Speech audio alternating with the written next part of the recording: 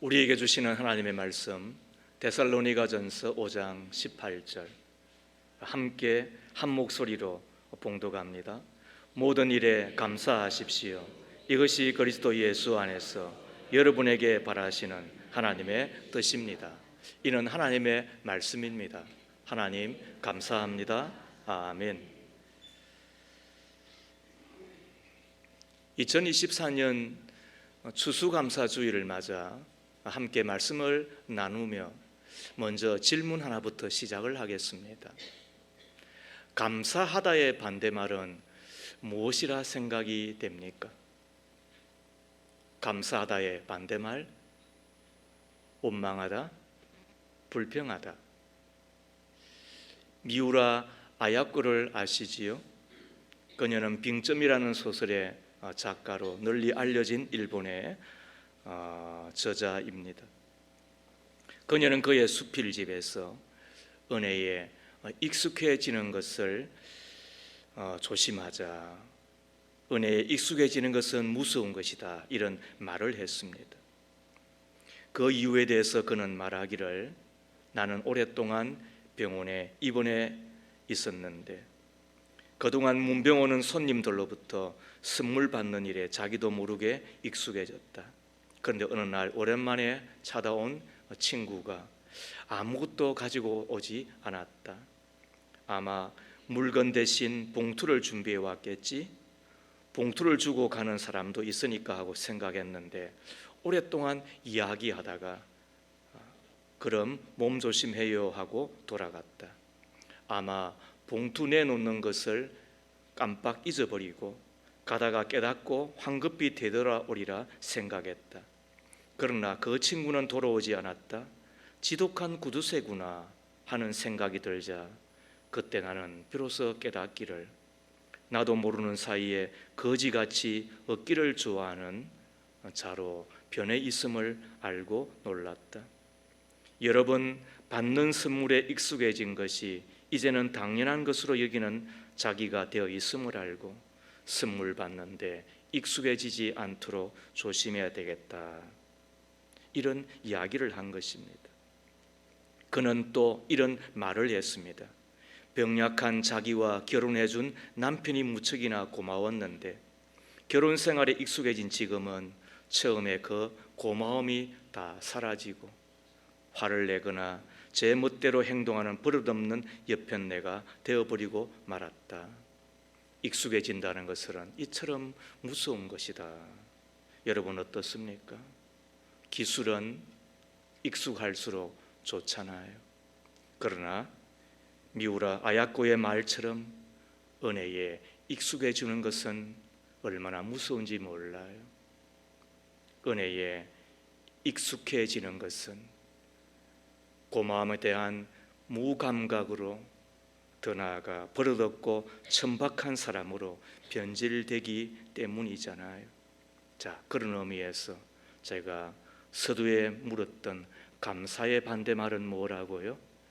원망과 불평일 수도 있지만은 감사의 반대말은 당연히 여기다, 이렇게 보아야 할 것입니다. 설교 후에 우리 가브리엘 중창단이 특송을 하게 될 건데 그 찬양곡에서 손경민이라고 하는 목사님은 이런 찬양시로 우리에게 도전하고 있거든요. 자, 화면을 한번 띄워보시겠어요? 내가 누려왔던 모든 것들이, 내가 지나왔던 모든 시간이, 내가 걸어왔던 모든 순간이 당연한 것 아니라 은혜였어. 아침 해가 뜨고 저녁에 노을, 봄의 꽃향기와 가을의 열매, 변하는 계절의 모든 순간이 당연한 것 아니라 은혜였어. 모든 것이 은혜, 은혜, 은혜, 한없는 은혜. 내 삶에 당연한 것 하나도 없었던 것을 모든 것이 은혜, 은혜였어. 이어서 내가 이 땅에 태어나 사는 것, 어린아이 시절과 지금까지 숨을 쉬며 살며 꿈을 꾸는 삶, 당연한 것 아니라 은혜였어. 내가 하나님의 자녀로 살며 오늘 찬양하고 예배하는 삶, 복음을 전할 수 있는 축복이 당연한 것 아니라 은혜였어. 모든 것이 은혜, 은혜, 은혜, 한없는 은혜. 내 삶에 당연한 것 하나도 없었던 것을 모든 것이 은혜, 은혜였어. 여러분, 그렇지 않습니까? 어느 것 하나 우리에게 선물로 주어지지 않은 것이 어디 있어요? 물론 내가 노력하고 힘쓰고 애써서 내가 손을 내밀어서 한두 개 정도, 아니 10개 정도는 얻을 수 있었을 거예요. 그러나 진짜 중요한 것은 어디로 온 거예요? 진짜 필요로 한 것은 누구에게서 온 거예요? 그것 없으면 살 수 없는 것은 내가 얻은 거예요? 아니면 주어진 선물, 은혜인 거예요? 그렇다면 그 모든 것들은 어쩌면 당연한 것이 아니라 선물이면 어떻게 해야 되나요? 감사하며 사는 것이 마땅하지 않아요? 첫 번째,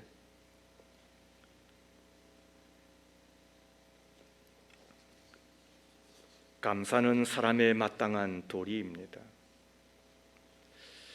사람은 특이하게 홀로 클 수 없는 존재이지요.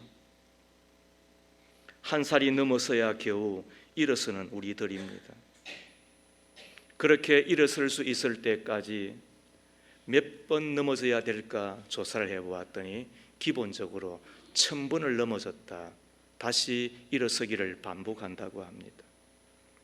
겨우 스스로 일어나 걷는 그 이후에도 얼마나 많은 손길이 더하여져야 되는 것입니까?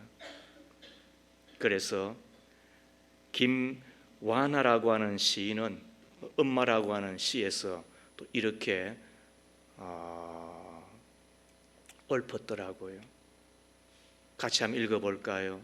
첫돌 지난 아들 말문 트일 때 입만 떼면 엄마 엄마, 아빠 보고 엄마, 길 보고도 엄마, 산 보고 엄마, 덜 보고 엄마, 길 옆에 선 소나무 보고 엄마, 그 나무 사이 스치는 바람결에도 엄마 엄마, 바위에 올라앉아 엄마, 길 옆으로 흐르는 도랑을 보고도 엄마, 첫돌 겨우 지난 아들 녀석 지나가는 황소 보고 엄마, 흘러가는 도랑을 보고도 엄마 엄마, 구름 보고 엄마, 마을 보고 엄마 엄마. 아이를 키우는 것이 어찌 사람뿐이랴. 저 너른 들판 산 그리고 나무 배랭이 풀 돌 모두가 아이를 키운다. 아이를 키우는 것이 어찌 사람뿐이랴. 저 너른 들판 산 그리고 나무 배랭이 풀 돌 모두가 내 아이 키우고 나도 그렇게 컸다고 한다면 여러분, 오늘의 나가 누구 때문에 된 것입니까? 오늘의 이 자리에 있는 것이 누구 때문에 된 것입니까? 오늘의 나가 누구 때문에 된 것입니까? 그래도 제 정신을 갖고 살아가는 것, 미치지 않고 살아가는 것, 사람 노릇하며 살아가는 것, 신자 노릇하며 살아가는 것, 그래도 오늘 이 자리에서 예배할 수 있음이 누구의 덕인 것입니까? 누구의 덕을 입고 우리가 이곳에 있는 것입니까? 부모는 물론이거니와 스승이 계시고 친구가 있고 혹은 배우자가 있고 혹은 나의 자녀가 있고 또 혹은 나의 지인들이 있고 어느 한 사람, 어느 누구의 손길 없이 오늘의 나가 있는 것은 불가능했잖아요. 그렇다면 사람이라고 하는 것은 감사하며 살아가는 것이 마땅한 도리이지 않아요? 우리는 무엇보다도 생명을 주신 하나님, 정신 가지고 살게 하신 하나님, 건강하게 평안하게 살게 하신 하나님, 이런 좋은 나라에서 살게 하고 먹고 마시는 것에 큰 어려움 없도록 올해도 우리에게 풍년을 주신 하나님, 햇빛도 비도 적당하게 주신 하나님, 우리가 그 하나님 앞에 감사하며 살아가는 것이 마땅한 도리이지 않습니까? 한번 따라 합시다. 감사는 사람의 마땅한 도리이다. 믿으시면 아멘. 여러분, 그렇습니다. 이것이 사람인 것입니다. 두 번째로, 감사하는 마음에 행복이 있습니다. 어디에 행복이 있다고요? 감사하는 마음에 행복이 있다고요. 지혜의 셈인 탈무드에 보면 세상에서 가장 지혜로운 사람은 배우는 사람이요, 가장 강한 사람은 자기를 이기는 사람이요, 가장 행복한 사람은 언제나 감사하며 살아간 사람이라 했습니다. 누가 가장 행복한 사람이라고요? 감사한 사람이라고 했어요. 우리가 잘 아는 인도의 시성 타고르도 이런 이야기를 했습니다. 감사의 분량은 곧 행복의 분량이라 그랬습니다. 감사가 있는 곳에 행복이 있습니다. 감사가 있는 곳에 웃음이 있고, 감사가 있는 곳에 기쁨이 있고, 감사가 있는 곳에 평화가 있고, 감사가 있는 곳에 희망이 있고, 감사가 있는 곳에 진정한 행복, 더 나아가 그곳에 성공이 있는 것입니다. 그래 보니까 이탈리아 사람들은 예인과 스파게티를 먹으며 축구를 볼 때 가장 행복을 느낀대지요. 영국인들은 재치 있는 블랙 유머가 생각날 때 행복을 느낀대지요. 독일인들은 모든 것이 계획대로 순조롭게 풀릴 때 행복을 느낀대지요. 스페인 사람들은 맛있는 것을 보고 느긋하게 낮잠을 즐길 때 행복을 느낀대지요. 반면에 일본인은 빨리 식사를 끝내고 일을 시작할 때 행복을 느낀다잖아요. 그렇다면 우리는 언제 행복을 느낄까요? 대박이 터졌을 때. 그래서 물건을 사러 갔어도 가게의 주인이 우리를 보고 고맙습니다 말하지 아니하고 다시 오세요 이렇게 이야기한대요. 저 이야기가 아니라 조선일보의 논설위원을 지나였던, 지금은 고인이 되었습니다마는 이규태라고 하는 분이 그렇게 적었어요. 아이들도 선물을 주고 장난감을 선물로 주면 고마워요 이렇게 말하지 아니하고 신난다 이렇게 하고 만다는 거예요. 그만큼 우리는 감사도 적고 또 행복도 아마 옅은 우리인지 모르겠습니다. 세계에서 이렇게 잘 사는 나라가 되었음에도 불구하고 행복 지수는 무려 150개 나라 가운데서 무려 135등 정도가 되고 있는, 아마 그 행복과는 동떨어져 있는 척박한 삶을 살아가는 우리가 아닌지 모르겠습니다. 그러므로 기억해야 됩니다. 적은 일에도, 당연한 것처럼 보이는 그 일에도 감사하며 살아가는 것이 우리여야 되지 않나요? 왜요? 사람은 감사하는 것만큼 행복해지고 감사하는 것만큼 성공하기 때문에 그렇잖아요. 감사함으로 행복해지고 성공한 사람을 꼽으라고 한다면 누구나 주저하지 않고 이 여인을 꼽는데 동의합니다. 그게 오프라 윈프리입니다. 미국의 성공한 연예인 중에 한 사람이고 좋은 상은 다 탔습니다. 연예인 중에 가장 재산이 많은, 우리나라 돈으로 약 1조 4천억을 갖고 있다고 하니까 대단하잖아요. 그러나 그녀는 미혼모의 딸로 가난하게 태어났습니다. 외할머니 손에 자랐습니다.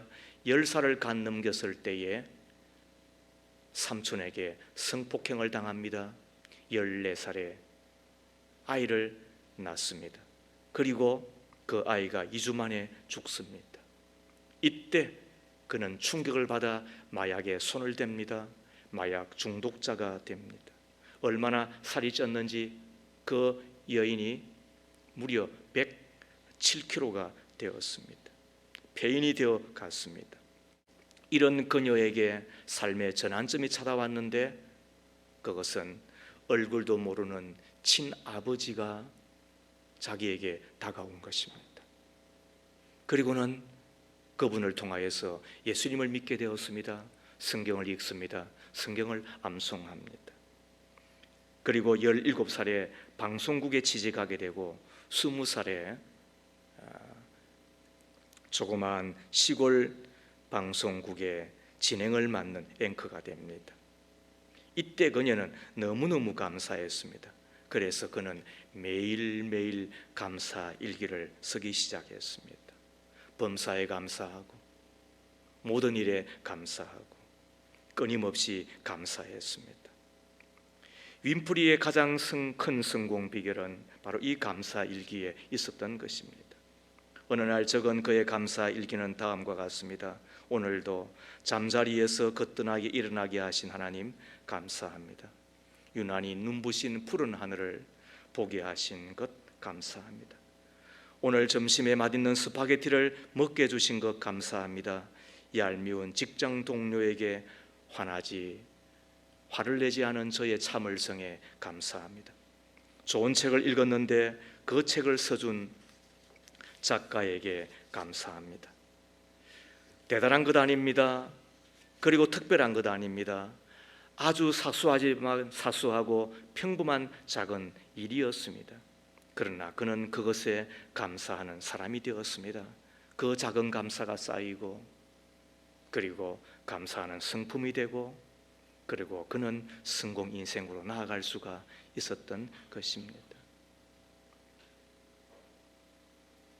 드디어 그녀의 토크쇼는 인기가 폭발하기 시작했고 모든 상을 다 휩쓸었으며 그리고 세계를 움직이는 백인 중에 한 사람으로 그는 우뚝 섭니다. 오프라 윈프리의 말을 들어보십시오. 세상은 감사한 자의 것이다.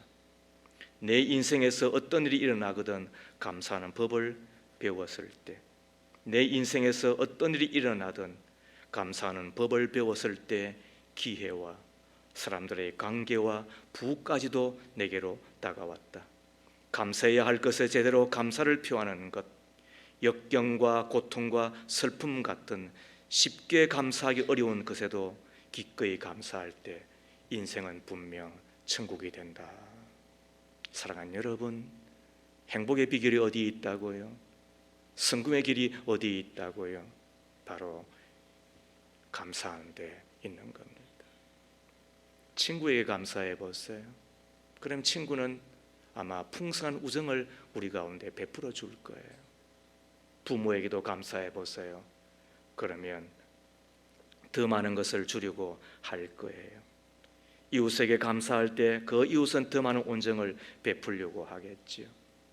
하물며 내 하나님 앞에 감사하는데 내 하나님께서 더 좋은 것을 우리 가운데 부어주시지 않겠습니까? 쿨한의 이야기입니다.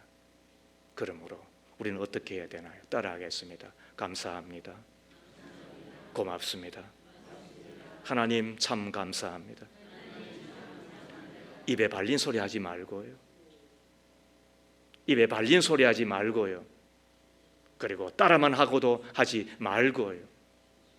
진짜 눈을 뜨면 감사하고 매 순간순간 기도하는 마음으로 감사하고 또 감사하고 또 감사하고 그 감사를 말로만이 아니라 진정으로 우리가 그 감사를 우리가 표현하고 그 감사를 드릴 때 내 하나님은 영광을 받으시고 그리고 하나님이 영광을 받으시면 어떻게 합니까? 오병이어의 기적이 나타나잖아요. 우리 김두한 권사가 수년 전부터 매일매일 감사의 제목을 적은 것을 추수감사 주일 그리고 또 맥주감사 주일에 그걸 제출하고 하죠. 우리 가운데도 여러분들이 감사의 제목을 참 정성을 담아 적어내고 그래서 그거를 우리 자유 게시판에 또 감사 주일 제목으로 그곳에 업로드하고 있는데 한번 읽어보세요. 그래서 저런 행복한 삶, 그래서 저런 참 하나님이 주시는 그 풍성한 삶들을 누리고 있구나 우리가 알게 되잖아요. 감사는 사람의 마땅한 도리예요. 뿐만 아니라 그 감사하는 마음에 행복이 있고 성공이 있는 거예요. 자, 이제 세 번째 이야기를 시작하겠습니다. 모든 일에 감사할 수 있음은 주의 선하심과 공평하심 때문이에요. 우리가 이 비밀을 풀어내셔야 돼요. 우리가 모든 일에 감사할 수 있으면, 오늘 성경은 모든 일에 감사라고 이야기하잖아요. 범사에 감사라고 한 개정 성경은 같은 뜻이지요. 모든 일에 감사할 수 있음은 뭐 때문이라고요? 주의 선하심과 인자하심 때문이에요. 공평하심 때문이에요. 우리는 먼저 생각할 것이 뭐냐? 우리가 믿는 하나님은 선하시다라고 하는 거예요. 사단, 즉 마귀는 본성이 악해요. 아예 처음부터 악해요. 그래서 우리를 괴롭혀요. 악하기 때문에 자기만을 숭배하게 만들어요. 그렇게 하다가 갖고 놀다가 그리고 어느 쯤 되면은 우리를 그냥 버리고 말아요. 왜요? 본성이 악한 마귀이기 때문에 그런 거예요. 그런데 우리 하나님은 본성이 어떻다고요? 착한 분이에요. 독하지 않아요. 우리 하나님은 선하신 분이에요. 우리 하나님은 얼마나 선하신지 몰라요. 선하다고 한 뜻은 그냥 좋다는 뜻이 아니라 우리를 보다 유익하게 해주신다, 그리고 잘되게 해주신다는 뜻이 있는 거죠. 그러기에 하나님은 악인과 선인에게도 골고루 해를 비추시고 때를 따라 비를 내리시잖아요. 회개한 자에게는 과거의 죄를 기억지 아니하시고 다 용서해 주실 뿐만 아니라 당신을 사랑한 자에게 인색함이 없이 크고 놀라운 풍성한 복을 내려주시는 분이 되지요. 무엇보다도 내 하나님께서 선하시기 때문에 그것에 구원이 있는 거예요. 죄에서의 구원인 거예요. 마귀에게서의 구원인 거예요.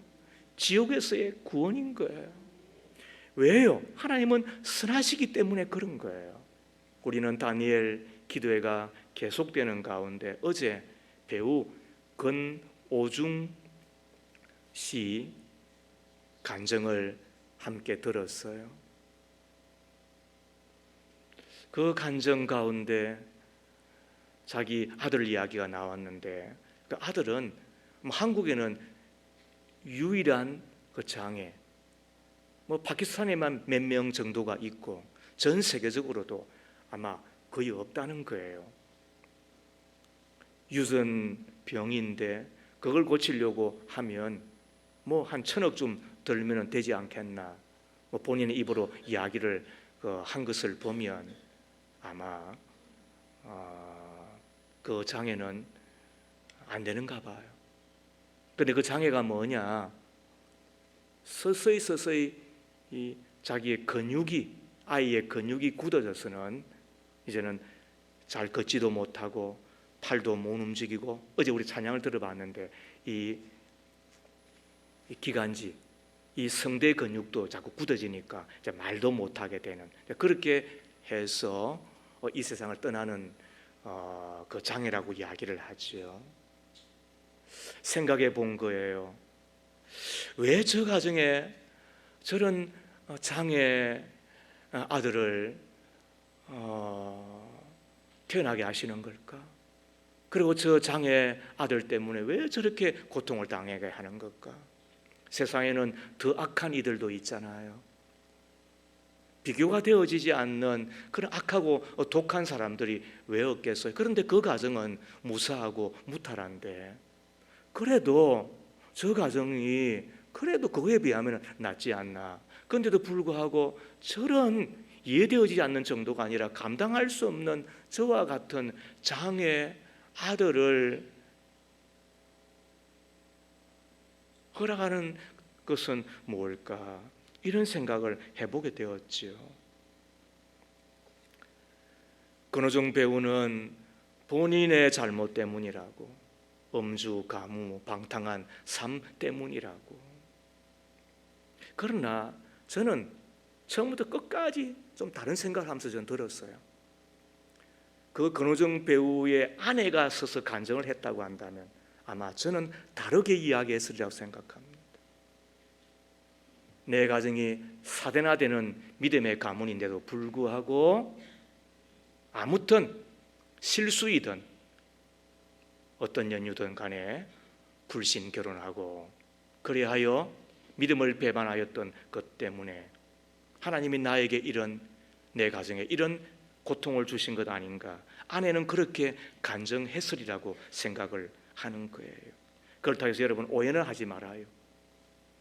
하나님은 인자하신 분이기 때문에 무조건 불신 결혼했다고 해서 다 그런 고통을 당하는 건 아니에요. 그 간증을 들으면서 생각한 것은 뭐냐 하면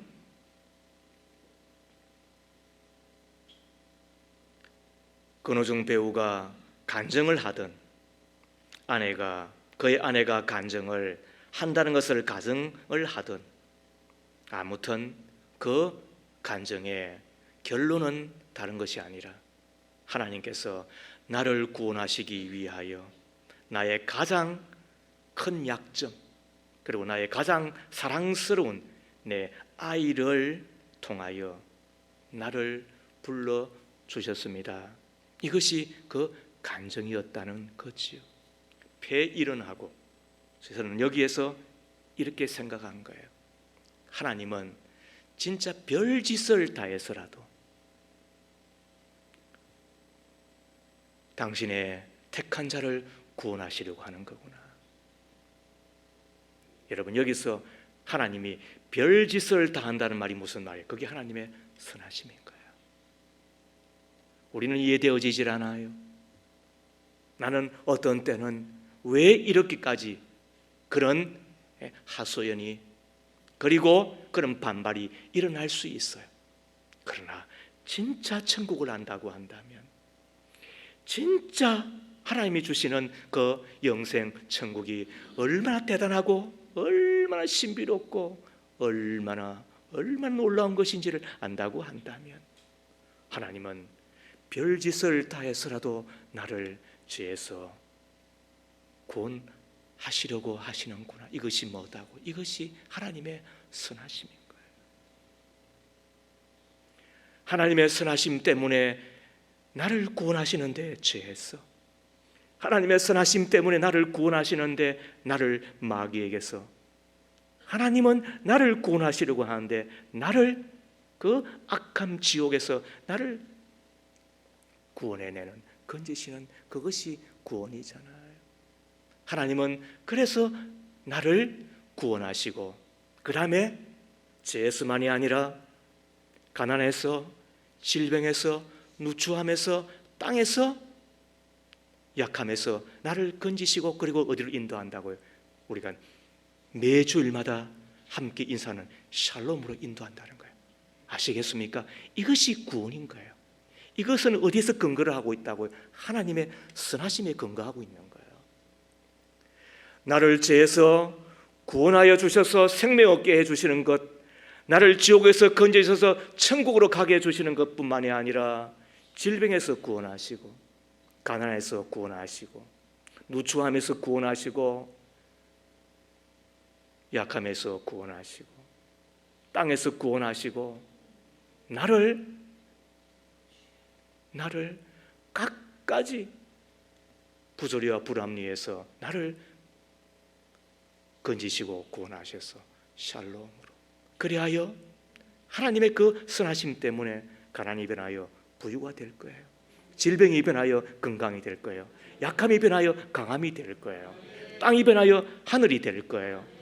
여러분, 더러움이 변하여 깨끗함이 될 뿐만 아니라 갖가지 그 이해되어지지 않은 것들이 그것 때문에 불안함이 변하여 우리 가운데 평화가 될 거잖아요. 이것이 하나님 주시는 샬롬이잖아요. 그것은 무엇에 근거한다고요? 하나님은 선하시기 때문에 그 선하심이 하나님이 나에게 편이 되어 주셔서 나를 돕게 되는 거잖아요. 시편 118편 6절과 7절 말씀을 함께 읽습니다. 주님은 내 편이심으로 나는 두렵지 않다. 사람이 나에게 무슨 해를 끼칠 수 있으랴. 주님께서 내 편이 되셔서 나를 도우시니 나를 미워한 사람이 망하는 것을 내가 볼 것이다. 다윗은 개인적으로 많은 위험한 일을 당하였어요. 어린 목동 시절 때는 사자와 곰과 싸웠고, 그리고 청소년 시절 때는 골리앗과 싸웠고, 그리고 좀 뭔가 길이 열리나 싶었는데 그때부터 무려 10년 동안이나 당대의 왕이었던 사울의 시기 때문에 그는 도피 생활을 하여야 했고, 수많은 전쟁을 겪어야 했고, 그리고 나중에는 자기의 아들 압살롬의 쿠데타를 당하여서 그 맨발로 궁중에서 나와 요단강을 건너며 그리고는 광야의 길을 걸어가야만 했던, 얼마나 산전수전을 다 겪은 인물입니까? 그런데 한순간도 하나님은 그의 편이 되어주지 않을 때가 없었어요. 왜? 선하신 목자였기 때문에 그런 거예요. 편이 되어주시고 도와주셨잖아요. 그때 기적이 일어났잖아요. 믿음의 가족 여러분, 하나님이 내 편이 되시면 그때 무슨 일이 일어나는 거예요? 그때 하나님의 도움이 임하고 하나님의 기적이 임하게 되는 거죠. 그래서 우리는 이렇게 노래하는 겁니다. 로마서 8장 38절 39절 함께 읽습니다. 나는 확신합니다. 죽음도 삶도 천사들도 권세자들도 현재 일도 장래 일도 능력도 높음도 기쁨도 그 밖에 어떤 피조물도 우리를 우리 주 예수 그리스도 안에 있는 하나님의 사랑에서 끊을 수 없느니라 믿기를 바랍니다. 아멘 할 수 있기를 바랍니다. 이 세상에 여러분의 편이 누구입니까? 진짜 여러분들이 지금 꼽을 수 있는 그분이 진짜 여러분 편입니까? 요즘은 부모도 희생적이지 않는데, 부모도 희생하려고 하지 않는데, 부모도 자식의 편에 서지 않는데, 그러니까 장가 안 가고 시집 안 가고 자식도 안 낳잖아요. 왜? 편되어주기 싫으니까. 편되어주기 싫은 게 요즘 부모예요. 저도 설렁설렁 변할까 봐 두려워요. 하물며 마지막 남아있는 부모, 그 희생적인 사람이 편이 되어주는 것이 세상이었는데 지금은 그 세상 그것도 변하고 있거든. 하물며 이 세상에 여러분들이 편이라고 생각하는 사람들 누구냐는 거예요. 그 사람 진짜 편되어 주시는 거예요? 없는 거예요, 이 세상에. 그런데 하나님은 누구 편입니까? 예수님은 누구 편입니까? 성령님은 누구 편입니까? 그런데 마귀는 누구 편입니까? 마귀는 남편입니다. 남편 조심하십시오. 그러나 하나님은 누구의 편입니까?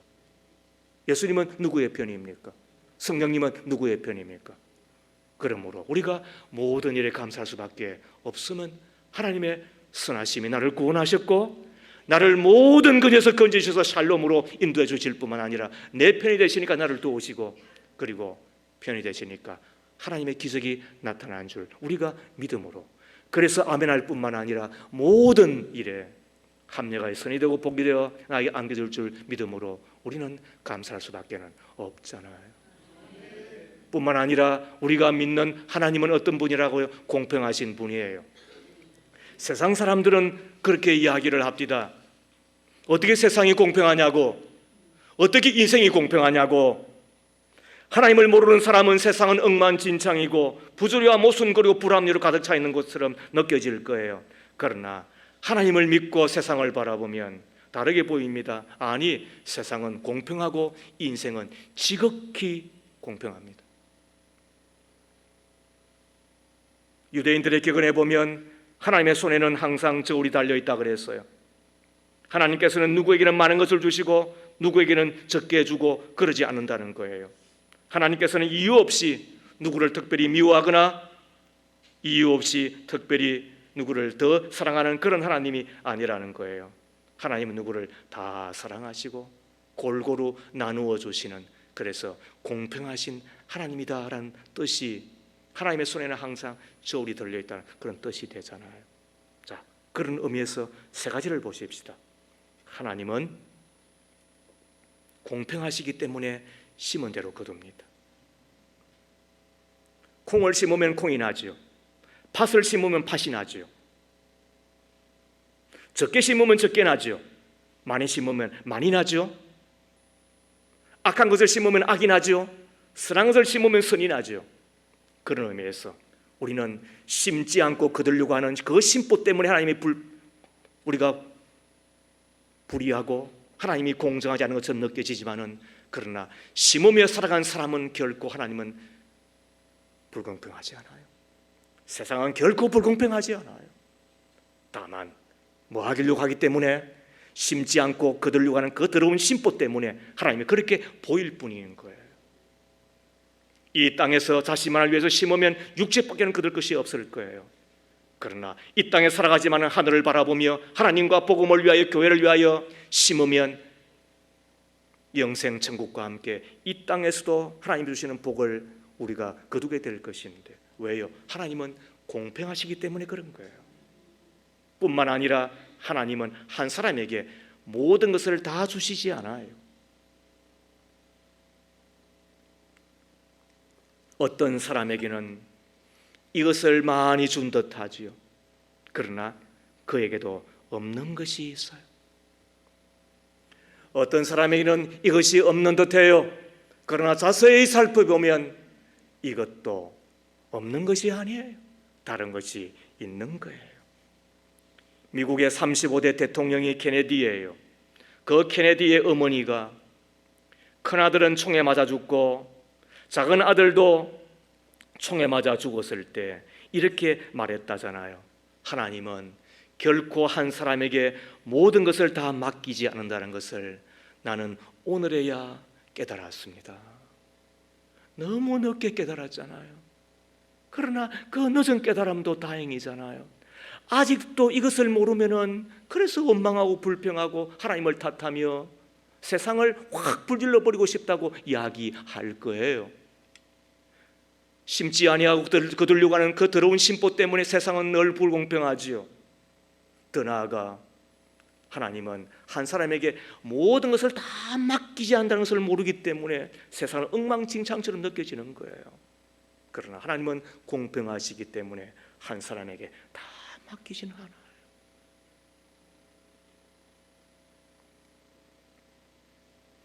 어떻게 어느 것 하나 부족함이 없는 삶이 되기를 바라십니까?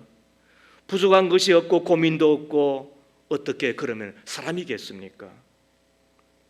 하나님은 공평하신 분이고 하나님은 한 사람에게만 다 주시지는 않아요. 그러므로 내게 주어진 것들 가운데 이미 주어져 있는 것으로 감사하며 사는 것이 신자의 본분이에요. 모든 것을 가진 후에야 만족하며 감사하려고 하면 우리는 평생을 살아도 감사 한번 제대로 할 수 없어요.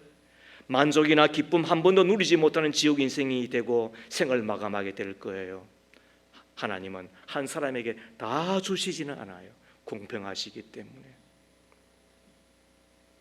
세 번째, 하나님은 공평하시기에 아무것도 주시지 않는 사람은 없어요.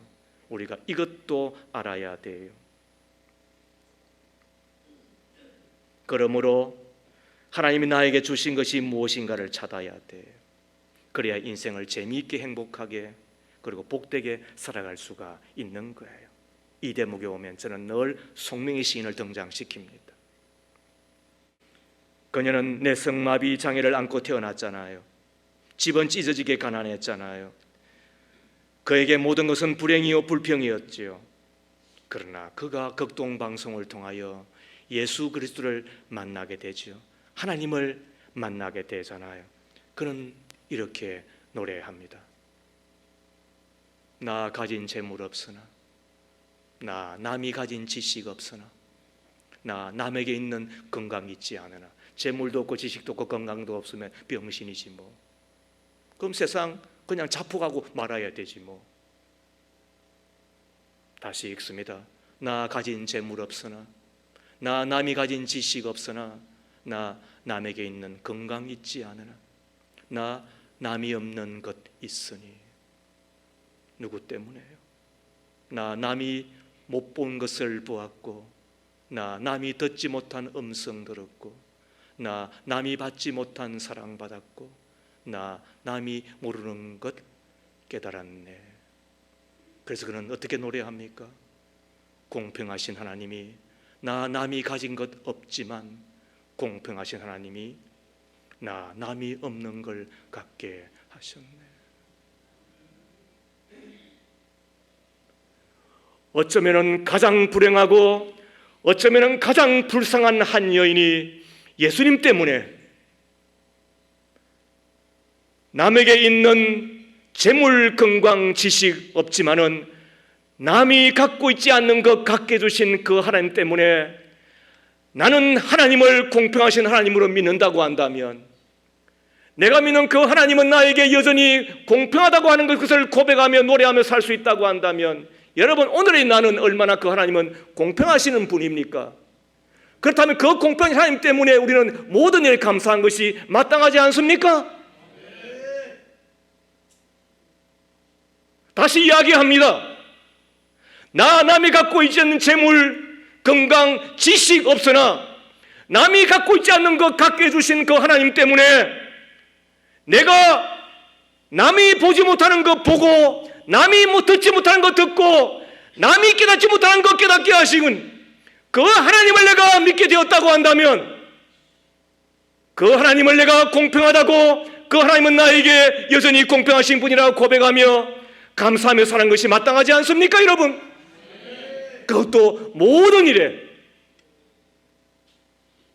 우리가 하나님의 선하심과 하나님의 인자하심을 지나 하나님의 공평하심을 믿는다고 한다면 감사는 마땅한 인간의 도리입니다. 더 나아가 그 감사는 마음에 행복이 있고 성공이 있습니다. 하나님의 그 선하심이 별짓을 다하여서라도 지옥 가면 안 되게 나를 죄에서 건지시고 마귀에서 건지시고 그리고 지옥의 그 근세에서 나를 건지시고 나를 가난과 그 질병과 누추함과 더러움에서 나를 건져내셔서 샬롬으로 이끄신 그 하나님이 내 편이 되셔서 나를 도우신다고 한다면 인생의 기적이 나타날 것이고, 그리고 지금은 없는 듯하나 아니 다 얻지도 못하지만은 그러나 다시 생각해보고 또 생각해보면 지금 하나님은 나에게 그것이 없어서 안 주는 것이지 하나님은 언제라도 다 주실 수 있는 분이니까. 그리하여 없는 것은 없는 대로, 필요 없으니까 하나님이 나에게 사소한 것이지만은 그러나 당연하게 주어진 것이 아니라 나에게 하나님이 선물로 그 주신 것을 내가 찾아 하나님의 그 공평하심 앞에 우리가 머리를 숙인다고 한다면 감사하며 살아가는 우리가 다 되었으면 좋겠습니다. 살아계신 하나님, 너무나도 감사합니다. 모든 것이 다 하나님의 은혜입니다. 하나님의 선물입니다. 억만죄로 인하여 죽을 수밖에 없었던 저주 가운데 살다가 죽으면 심판받고 지옥 가는 저희들을 건지시기 위하여 우리 하나님은 선하심과 그 인자하심으로 나를 붙드시고 생명 가운데로 인도하심을 믿습니다.